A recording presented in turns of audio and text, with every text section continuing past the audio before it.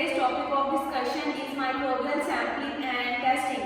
आज हम देखेंगे कि हम कौन कौन से टेस्ट करते हैं माइक्रो ऑर्गेनिज्म को चेक करने के लिए कि माइक्रो ऑर्गेनिज्म मुख्तलिफ जो हमारे प्रोडक्ट्स हैं, फार्मास्यूटिकल प्रोडक्ट्स हैं या हमारे फूड के प्रोडक्ट्स हैं, उनमें उनका क्या लेवल है और किस तरह से हम उनकी टेस्टिंग करके पता लगाएंगे कि किस सैंपल कौन से प्रोडक्ट में हमारा कौन सा माइक्रो ऑर्गेनिज्म वो प्रेजेंट है।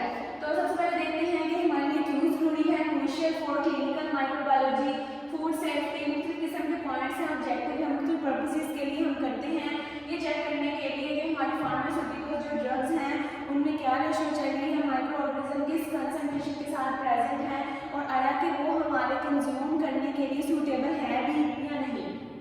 इसमें सबसे पहला पॉइंट है जो हम टेस्टिंग के लिए करते हैं वो है स्वैब सैम्पलिंग। स्वैब सैम्पलिंग में क्या है, आपकी बुक में हर एक सैम्पलिंग मेथड में उन्होंने 3 पॉइंट जो हैं वो एज इट इज मेंशन किए हैं जो कि बार बार रिपीट हो रहे हैं। हेडिंग सब में जो है वो सेम ही रहेगी।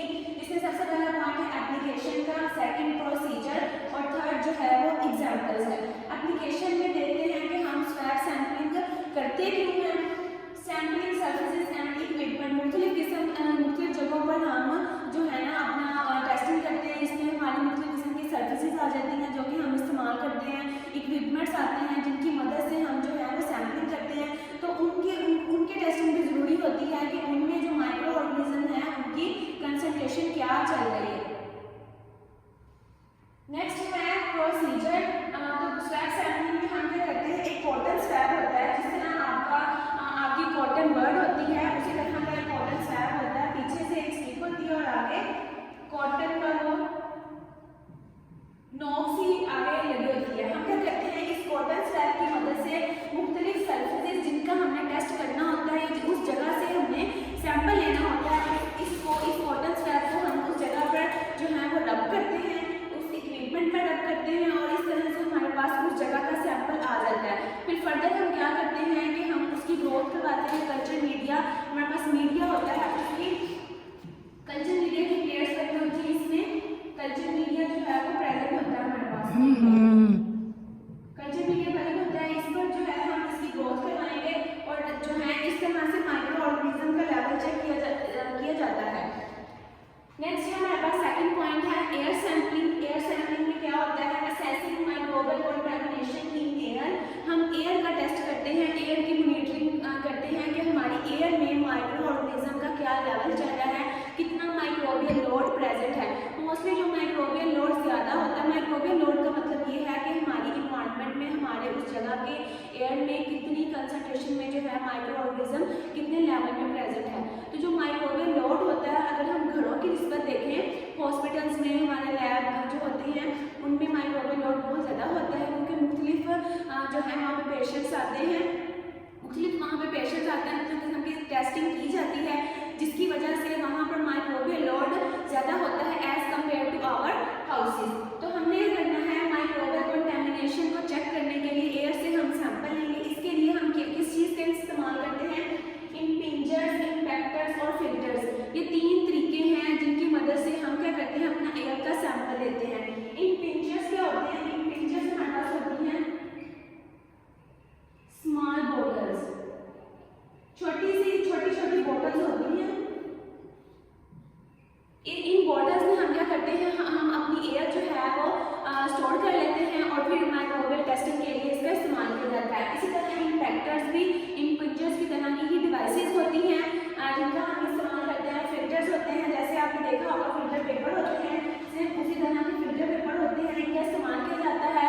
इनको स्पेसिफिक डिवाइस में लगाया जाता है और इनको अलाउ किया जाता है कि हवा इनमें से गुजरे, एयर पास करती है और जब वो एयर पास करती है तो उस एयर के अंदर जितने माइक्रो ऑर्गेनिज्म होते हैं वो यहाँ पे आके ट्रैप हो जाते हैं, यहाँ ट्रैप हो जाते हैं। इस तरह से जो है हम इसकी फर्दर इसकी टेस्टिंग करते हैं। फिर जैसे आपने स्वैब सैंपलिंग में पढ़ा, कल्चर मीडिया में ग्रोथ करवाते हैं, ऐसे उसी मैकेनिज्म के साथ नेक्स्ट हम चलते हैं।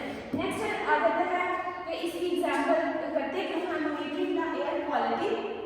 एयर की क्वालिटी को चेक करने के लिए हम इस्तेमाल करते हैं। मिसाल के तौर पर कहाँ से हम सैंपल ले सकते हैं, अपने रूम से, हॉस्पिटल से, फूड प्रोसेसिंग फैसिलिटीज़, ऐसी इंडस्ट्रीज जो हैं, ऐसी इंडस्ट्रीज जो फूड बनाती हैं या फूड की मैन्युफैक्चरिंग हो रही होती है, वहाँ पर जो है हम टेस्टिंग करते हैं।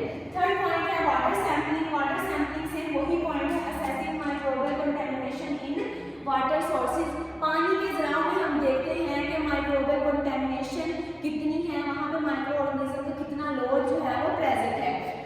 कलेक्टिंग वाटर सैंपल इन स्टीराइल कंटेनर। जिस तरह हम यहाँ पे इन पिंजर्स और इम्पैक्टर्स का इस्तेमाल कर रहे थे एयर को कलेक्ट करने के लिए, उसी तरह वाटर को कलेक्ट करने के लिए, वाटर को स्टोर करने के लिए हमारे पास कंटेनर्स होते हैं, स्टीराइल कंटेनर होते हैं। उस स्टीराइल कंटेनर में हम अपना जो वाटर है वो वाटर सैंपल स्टोर करते हैं और देन फर्दर इसकी जो है टेस्टिंग के लिए उसको लेके जाया जाता है। सेम फिर उसकी मीडिया होता है, पेपर मीडिया होता है, सैंपल हम होल्ड करके उसकी से ट्रीटिंग करते हैं। एग्जाम्पल है वही ड्रिंकिंग वाटर। हमारे पास किस किस सैंपल को हम इस्तेमाल करते हैं, हम अपने पीने का पानी जो होता है उसको चेक करते हैं। वेस्ट वाटर इंडस्ट्रीज से जो हमारे पास वेस्ट वाटर निकलता है उसको हम प्योरीफाई करने के लिए इस्तेमाल करते हैं, बजाय इसके कि वो हमारे खेतों वगैरह पे या नदी वगैरह में जाके वहाँ की जो एक्वेटिक एनिमल्स हैं, एक्वेटिक प्लांट्स हैं, उनको जाकर डिस्टर्ब करें, उसको भी हम प्योरीफाई करने के लिए इस्तेमाल करते हैं। फिर आ जाते हैं हमारे पास रिक्रिएशनल वाटर। रिक्रिएशनल वाटर क्या होता है? रिक्रिएशनल वाटर ऐसे वाटर रिसोर्सेज होते हैं जो हम स्विमिंग, बोटिंग, डाइविंग के लिए इस्तेमाल करते हैं। ऐसे पानी को हम रिक्रिएशनल वाटर बोलते हैं। इन सब चीज़ों के लिए हम जो है माइक्रोबियल वाटर सैंपलिंग करते हैं। फिर आ जाता है हमारे पास सरफेस सैंपलिंग। सरफेस सैंपलिंग हम करते हैं वेरियस सर्फेसिस में। इसमें जो है मुख्तलिफ किस्म की सर्फेसिस आ जाती हैं। आप इन सर्फेसिस में जो है अगर हम एग्जांपल ले लिए, हमारा जो वाइट बोर्ड है वाइट बोर्ड आ जाएगा। फ्लोर की बात करें फ्लोर आ जाएगा। किसी शेल्फ पर आप काम कर रहे हो हॉस्पिटल में या लैब में, वो शेल्फ आ सकती है। उस सर्फेस से जो है आप अपना सैंपल कलेक्ट करोगे। कैसे कलेक्ट करोगे? Sampling surfaces with contact players और स्वैब्स और अदर डिवाइसेस। मिसाल के तौर पर ये जो प्लेट है, इस प्लेट पर जो है आप क्या करोगे कि इस प्लेट को खुला छोड़ दोगे और जो कॉटन स्वैब है उस कॉटन स्वैब को इस व्हाइट बोर्ड पर फेंक के और इस कल्चर मीडिया वाली प्लेट पर स्टिकिंग कर दोगे। किस किस चीज़ के लिए कहाँ पर जो है आप ये सरफेस सैंपलिंग करते हो? फूड प्रोसेसिंग फैसिलिटीज़ में, हेल्थ केयर यूनिट, आपके हॉस्पिटल, क्लिनिक, वहाँ पर मैन्युफैक्चरिंग इन्वायरमेंट्स, इन सब जगहों पे जो है आप सरफेस सैंपलिंग करते हो क्वालिटी को चेक करने के लिए कितना माइक्रोबियल लोड प्रेजेंट है। फिफ्थ पॉइंट है फूड सैंपलिंग। फूड सैंपलिंग में ये चीज़ बहुत इंपॉर्टेंट है ताकि हमें हमारे फूड प्रोडक्ट्स की क्वालिटी स्टैंडर्ड्स का पता लगे कि उनमें जो है वो क्वालिटी वाइज वो खाने के काबिल है भी या नहीं। तो हमारे पास मुख्तलिफ जो चीज़ें आती हैं, मिसाल के तौर पर केचप या मायोनीज वगैरह की अगर हम बात करें, जैम्स वगैरह की, तो वो आपको तो ऐसे ही लगेगा कि एक पैकेट में आपके पास मिल गई हैं, लेकिन ऐसा नहीं होता।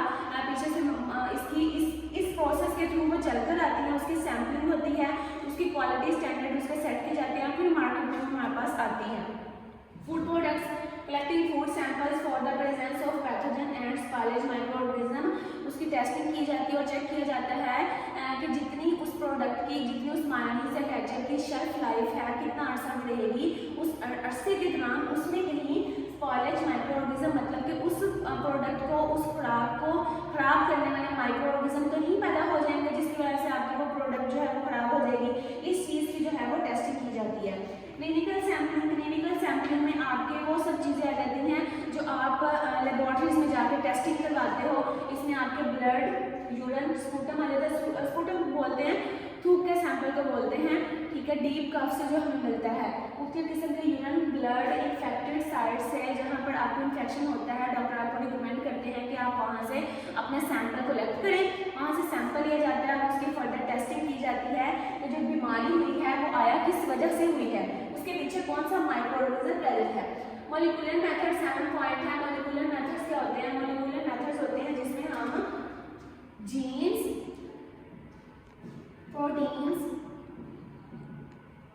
मॉलिक्यूल्स के लेवल पे जाके जीन्स, प्रोटीन्स को हम चेक करते हैं टू इंडिकेट डिजीज, कि जो हमारी बीमारी है उसके पीछे की वजह क्या है, उसमें कौन कौन सी प्रोटीन्स या कौन सी बाहर से आने वाली जीन्स इन्वॉल्व है जिसकी वजह से हमें वो बीमारी हुई है।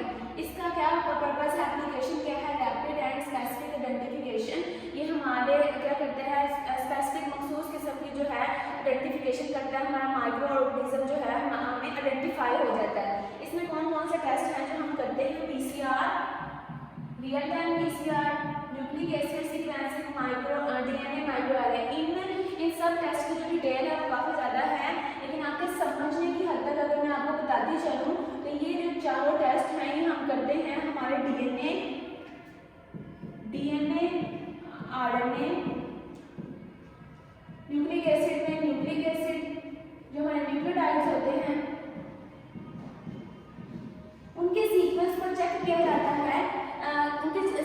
चेक करके फिर हम आइडेंटिफाई करते हैं कि ये सीक्वेंस हमारी बॉडी के सीक्वेंस से मैच नहीं कर रहा और यहाँ पर कोई जो है गड़बड़ हुई है, कोई फॉरेन बैक्टीरिया कोई फॉरेन वायरस आकर उसने अटैक किया है हमें। एडवांटेजेस में ये है हाई सेंसिटिविटी, स्पेसिफिसिटी और रैपिड रिजल्ट्स हमें इससे मिलते हैं।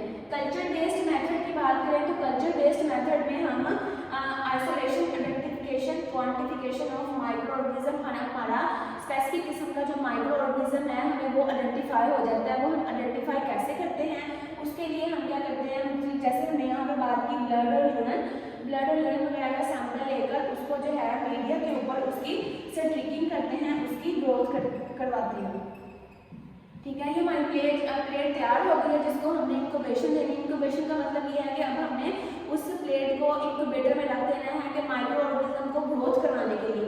नेक्स्ट जब आप आकर देखेंगे तो उसकी जो है वो ग्रोथ आई होगी और इस पर जो पिन पॉइंटेड नुक्ते आपको नजर आ रही है कि आपके माइक्रो ऑर्गेनिज्म या बैक्टीरिया हैं जो कि वहाँ पर ग्रो कर गई हैं। फर्दर आप क्या करेंगे, क्या लिखा हुआ है इनोकुलेट सैंपल, पहले प्लेट पर सैंपल लगाएंगे। सेकंड स्टेप में आपके पास ये ग्रोथ आ गई है डॉट डॉट। फिर थर्ड में क्या करेंगे, biochemical testing, mass spectrometry further test करेंगे जिनसे आपको पता लगेगा कि ये जो डॉट डॉट बैक्टीरिया हैं वो बैक्टीरिया असल में है कौन सा। फिर आपके पास इसके मुख्तलिफ मेथड हैं कि आपने इसको चेक किस तरह से करते हो। प्लेट काउंटिंग मेथड, आपके पास क्लूनी काउंटर होता है। क्लूनी काउंटर एक ऐसी डिवाइस होती है जिसमें आप क्लूनीज को काउंट कर सकते हो कि इस पर आप उसको रखते हो और देखते हो कि कितनी क्लूनीज आपकी एट टाइम उस पर प्रेजेंट आई हैं। सेलेक्टिव मीडिया, डिफरेंशियल मीडिया, मुख्तलिफ किस्म के मीडिया इस्तेमाल करते हो जिनसे जो है वो आपकी जो ग्रोथ है वो आप इस प्लेट पे आप कहते हो कि हाँ किसी हद तक यहाँ पर जो बैक्टीरिया है वो स्टेफिलोकोकस ऑरियस है। लेकिन जब आप सेलेक्टिव और डिफरेंशियल मीडिया इस्तेमाल करते हो तो उस मीडिया पर ग्रोथ आने के बाद आप श्योरिटी के साथ कह सकते हो कि इस पर जो बैक्टीरिया है वो स्टेफिलोकोकस ही है। फिर 9th पॉइंट है एंटीमाइक्रोबियल टेस्टिंग। एंटीमाइक्रोबियल आप समझ लो कि क्या होता है। एंटीमाइक्रोबियल एजेंट्स होते हैं हमारे पास जिसमें आपके एंटीमाइक्रोबियल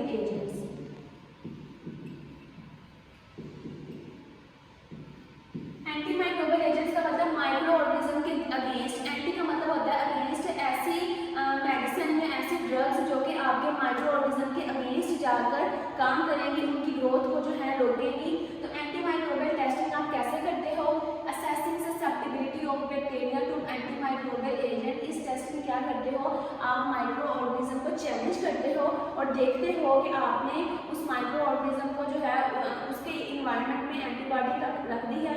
अब आप ये चीज़ चेक करोगे कि वो जो माइक्रो ऑर्गेनिज्म है ग्रो करेगा या नहीं करेगा और इसी बेस पर जो है आप फिर अपनी रिपोर्ट आउट करते हो। जब मिसाल के तौर पर आपने ये माइक्रो ऑर्गेनिज्म की इन्वायरमेंट है और यहाँ पर आपने एंटीबायोटिक्स रख दी, यहाँ पे एंटीबायोटिक्स रखती हैं और जो है आप उस माइक्रो ऑर्गेनिज्म को चैलेंज कर रहे हो कि यहाँ पर आगे ग्रोथ करें। लेकिन यहाँ पर क्या है, एंटीबायोटिक है और हम सबको पता है कि एंटीबायोटिक क्या करते हैं, हम उसका इस्तेमाल करते हैं ताकि हमारे जर्म जो डिजीज़ है वो ख़त्म हो जाए। तो अगर तो यहाँ पर ख़त्म हो गई, माइक्रो ऑर्गेनिज्म की ग्रोथ ख़त्म हो गई, जो कि ये यहाँ पे सब पे क्या थी, माइक्रो ऑर्गेनिज्म की ग्रोथ थी और हमने क्या किया, एंटीबायोटिक यहाँ पे रख दी। और अगर तो इसके इर्द गिर्द माइक्रो ऑर्गेनिज्म की ग्रोथ खत्म होगी तो हमें पता लग जाएगा कि माइक्रो ऑर्गेनिज्म इस एंटीबायोटिक से डर गया है और उस एंटीबायोटिक ने उस माइक्रो ऑर्गेनिज्म की ग्रोथ जो है वो खत्म कर दी है, नो ग्रोथ। तो जब हम लैब में रिपोर्ट आउट करेंगे, डॉक्टर को रिपोर्ट देंगे तो उसमें हम ये कहेंगे कि फलां एंटीबायोटिक, इसका कोई भी नाम रखना है, एंटीबायोटिक ये रख लें, तो ये जो एंटीबायोटिक है आप अपने पेशेंट को दें। इस एंटीबायोटिक के इस्तेमाल से हम श्योरिटी से कहते हैं कि ये जो माइक्रो ऑर्गेनिज्म है उसकी ग्रोथ खत्म हो जाएगी, वो जो पर्सन है उस डिजीज से क्योर हो जाएगा।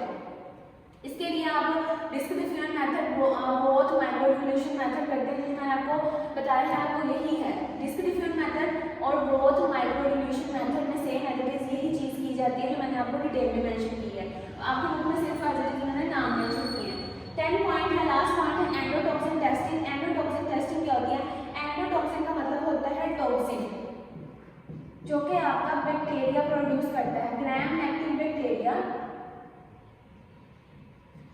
ग्राम नेगेटिव बैक्टीरिया की सेल वॉल के अंदर एंडोटॉक्सिन प्रेजेंट होता है और वो उस एंडोटॉक्सिन की टेस्टिंग के लिए आप कौन सा टेस्ट करते है लाल ऐसे बोला जाता है, वो आप करते हो। लाल का जो है वो फुल फॉर्म क्या है, ल्यूमुलस एमीबोसाइटोलाइसेट, ये फुल फॉर्म है इस टेस्ट की। लाल टेस्ट करते हो ये चीज़ श्योर करने के लिए कि आपका जो है बैक्टीरिया एंडोटॉक्सिन कितनी कंसंट्रेशन में प्रेजेंट है, आया तो वो प्रेजेंट है भी या नहीं, और अगर वो प्रेजेंट है तो उस एंडोटॉक्सिन की कितनी कंसंट्रेशन या कितनी रेशो में वो प्रेजेंट है, कितनी कंसंट्रेशन या कितनी रेशो में वो प्रेजेंट है। और फिर उस टेस्टिंग के बेस पर आप क्या करते हो, उस चीज़ को जो है वो उस चीज़ को जो है आप क्लियर करते हो कि हाँ ये हमारी मार्केट में जो है लॉन्च करने के काबिल है या नहीं है। इसका लास्ट पॉइंट देखें, quality control in pharmaceutical manufacturing. Drug की बात करें तो ड्रग में मोस्टली जो है हमारे जो फार्मास्यूटिकल्स होते हैं, हम फार्मास्यूटिकल में इस चीज़ का इस्तेमाल करते हैं ताकि हम जो अपने क्वालिटी कंट्रोल को जो है सेट कर सके, स्टैंडर्ड मेंशन कर सके। तो आप सबको जो है वो क्लियर हो गया होगा कि माइक्रोबियल सैंपल और सैंपलिंग और टेस्टिंग क्या है। बेसिकली इसमें पूरे पॉइंट में एक ही चीज़ बताई है कि आपने मुख्तलिफ जगह से सैंपलिंग लेनी है और किस तरह से अपनी चीज़ को जो है वो प्योरीफाई करना है ताकि वो जो चीज़ है वो जरासीम से पाक हो जाए, उसमें माइक्रो ऑर्गेनिज्म की कंसंट्रेशन बहुत ही थोड़े लेवल तक हो जाए। Thank you.